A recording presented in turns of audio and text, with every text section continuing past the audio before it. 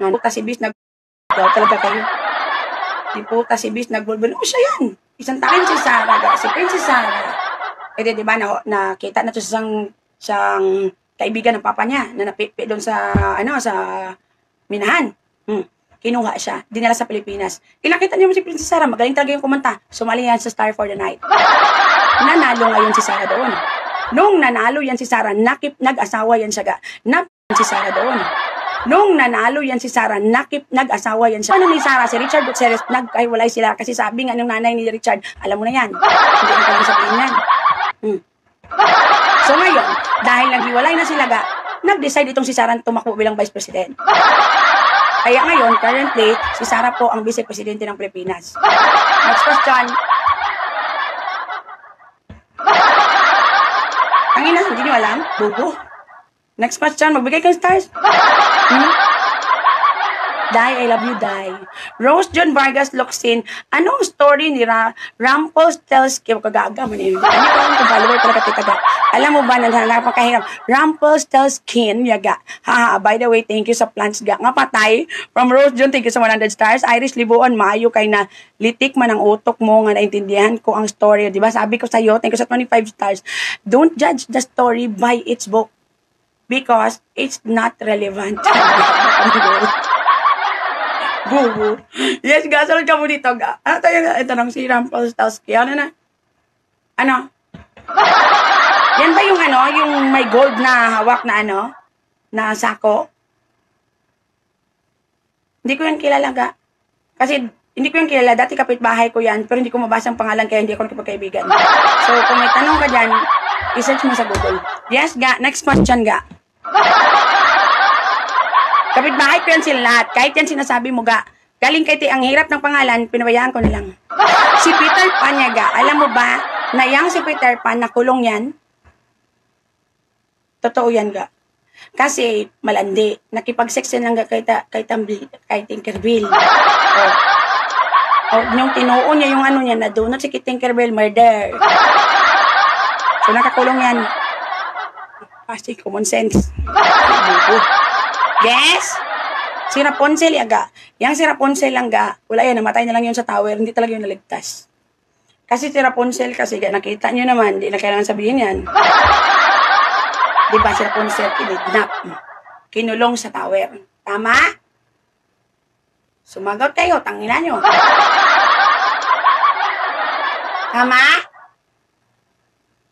Gaga ka manggoro. Tama? Tama ka na yan. Tama ka mo. Gaga! Amo na nata. Ako siya. Taka mo, wala ka mong pulos istoryahon. Grabe na na-record ko. Para magkaya kung ma-entertain ka mo ng mga animal ka mo, wala ka mong pulos istoryahon, wala ka mong ga-agree. Yes, very good. Ano nga ginausapan? Ano nga ginausap natin ga? Diyos ko, nakalimutan ko lagi ata ito. Ano? Ha? Ano to? Si Rapunzel. Kinidnap yan si Rapunzel. Pero bago ko yan ituloy, may stars kayo dyan? Irene, mahirap pa rin ang buhay. Ano?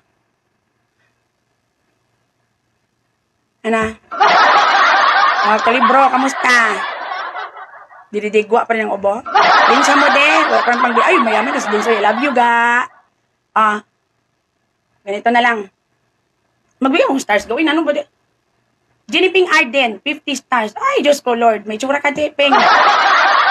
Binta mo yung dangal mo. Lydia Pel, I love you ga, thank you sa 100 stars. Oo, gani. Oo, nagani. Ganito nangyari ga. Yang si Rapunzel kinidnap yan. Dahil sabi niya daw ga, may power yung buhok niya. Right? So, kinidnap si Rapunzel kasi nanakaw yung tatay niya ng halaman lang ga, ng witch. Yung magnanakaw, galit sa kapwa magnakaw. Kaya ninakaw niya si Rapunzel. So, si Rapunzel, nilagay yan sa tore. Mula nung baby pa. Nilpa Morales, thank you sa 20 stars. So, nakita nyo sa lahat ng fairy tale. Maria Zoe Zalandra, thank you sa 25 stars. Nakita nyo ba na yung stepmother niya may dalang isang sakong bigas? Nakita nyo ba na yung stepmother niya nagdala ng 5 kilong baboy. Nakita nyo ba na yung stepmother niya nag-i-give ng tubig? Hindi, di ba? May nakita ba kayong CR sa Torre? Nakita nyo ba na nakaligo si Rapunzel? Yung buhok niya may power.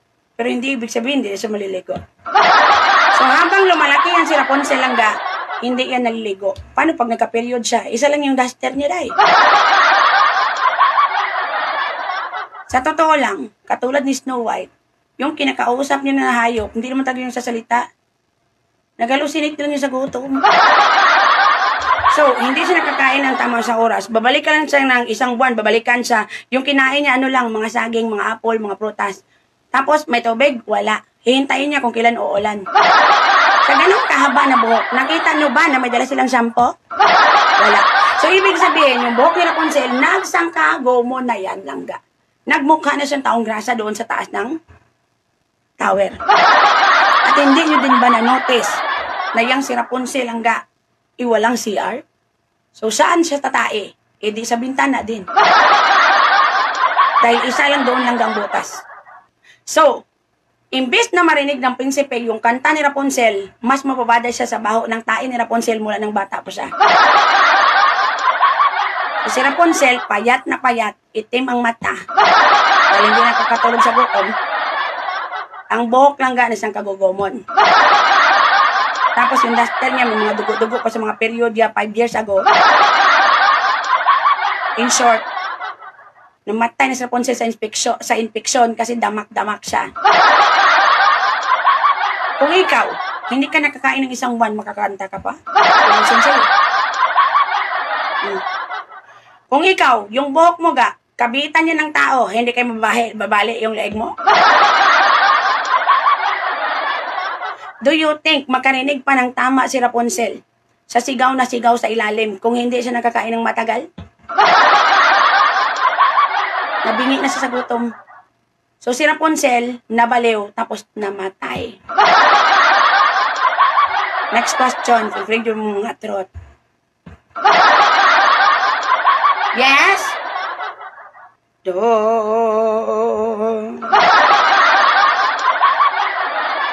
No.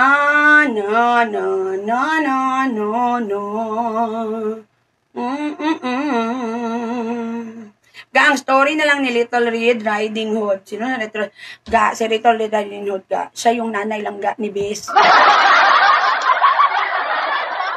Si Bess, sinumpa yan. Pero naging tao na yan ga. Binalik lang ng fairy na maging Bess siya. Kasi si Little Red Riding Hood, pumatol yan lang ga sa aso. Yung fax siya doon. Di puta man ito eh. Ganon. Kaya nabuntis yan siya ga. Sa kanong gusto yun siya nalasag. Yun yung totoo. Pumasok kayo dito ga, huwag kayong lalabas. Yung anak lang yan si Bess. Kaya ko mga fairytale. Gamag kamag-anak mo lang yan. Diyos ko Lord. Alam mo ba na si Sadako sa daring, alam mo ba si Snow White yan? Kumaba ng buhok?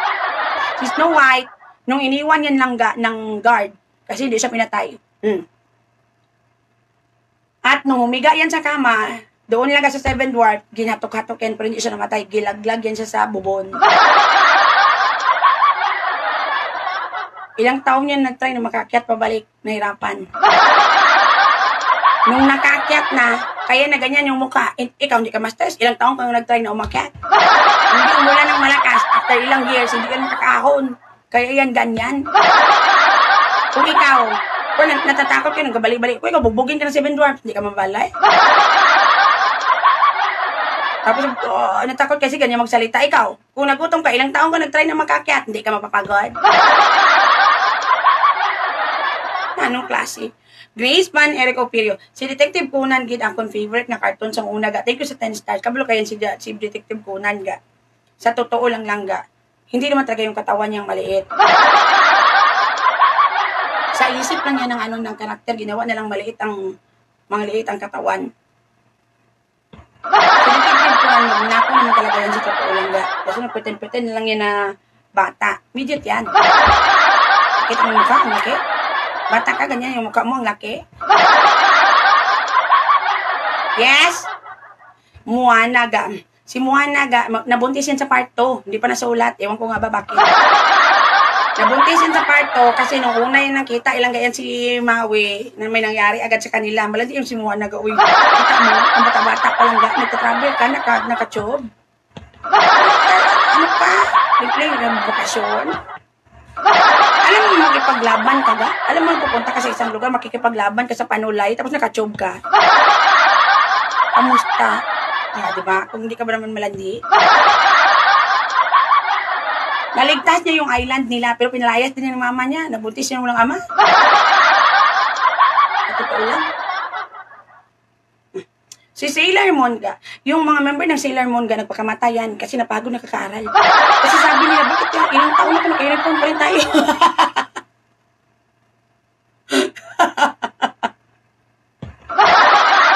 Tinapos lang buhay niya kasi napagod silang tatlo. Sabi nila, tayo pa talaga nagliligas sa mga tao, pero ilang taon na to, naka-uniform pa rin tayo, napagod na sila. So, sabi niya, kung ganito na lang mabubuhay tayo mag-aaral, magpahinga na lang tayo. Yes? Oh, la, la, la.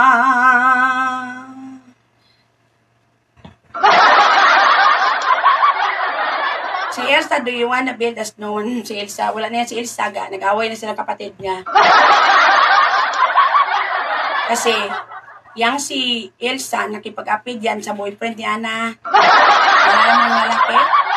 Na yung may kasamang ng parang malaking daga. Kasi nakita yaga na si Ana ga, hindi ba niya marunong manamit ga? Sa kaudang man yun, nagpangbahay yun araw-araw. Nakita mo damit ni Ana pang bahay. Oh, nakita niya si Elsa, ang ganda, ang puti, nagkaglota. Si Ana, pag gumalaw, parang mag-rubo-rubo. Si Elsa, parang nakainin, kung sisagod. Oh. Nakita niya puti-puti pa ng legs. O ngayon, itong si Elsa, ay maginaw man. Kailangan niya ng init ng katawan ni Christoph. Nakipag-apid yun. Yung kanta na, ano yung kanta nila sa team song nila pa? Do you wanna be the snowman? Hindi yung isa. Yung pang-highlight. Let it go. Yung kanta, na na na footprints to be seen. Team song talaga yung kay Christoph. Oh. Basahin ko sa yung linya. I-explain ko kung bakit ko nasabi na team song talaga yun ni Elsa kay Christoph. Yung ano, let it go. Hindi ba ka let it be? O ito, hanapin ko. Let it Be loud. Let it loud. Let it loud. Let it go. Okay. Basahin natin. Let's read it para ma-explain ko kung bakit imsong niya orang. The snow glows white on the mountain tonight. Not a footprint to be seen. Yung line na to, sinasabi to ni Ana kay Christoph. Sabi niya, huwag kang magpahalata na pupunta ka dito. Tapos sabi niya, kingdom of isolation and it looks like I'm the queen. Sabi niya, ako yung queen pero lagi ko nakakulong dito. Kaya pasukin mo lang ako. Sabi niya, the wind is howling. Hindi siya yung nagalinging siya. Hindi yung wind siya yung nagalinging yan. Tapos tayo lang pala. Howling like the swirling storm inside. May nangyari sa kanila eh. So nagalingin siya. Couldn't keep it in o hindi na mapigilan. Even was uptight. Sinubukan niya rin na hindi marinig yung halingin. Pero nasarapan siguro siya. Nagkasigaw talaga siya. So sabi sa kanya, don't let them in. Ito na yung time na nahuli na talaga sila ni Ana. So, tinutulak ni Ana at ng mga soldier lang kayong kwarto. Kasi narinig mo yung halingin. Sabi niya, don't let them in. Sabi niya na ni Elsa. Na huwag papasokin lang. Look, don't let them see. Dapat hindi nila tayo makita. Sabi niya Elsa sa Christoph. Tapos sabi niya, be a good girl, you always have to be. Parang magkunwari talaga siya mabait at mabuting tao. Kaya nabulot-bulot as kapatid sa boyfriend ng kapatid niya. Conceal, don't feel. Magkunwari tayong walang karamdaman para hindi tayo mag-open ang door. Yun yung ibig sabihin. Tapos sabi niya,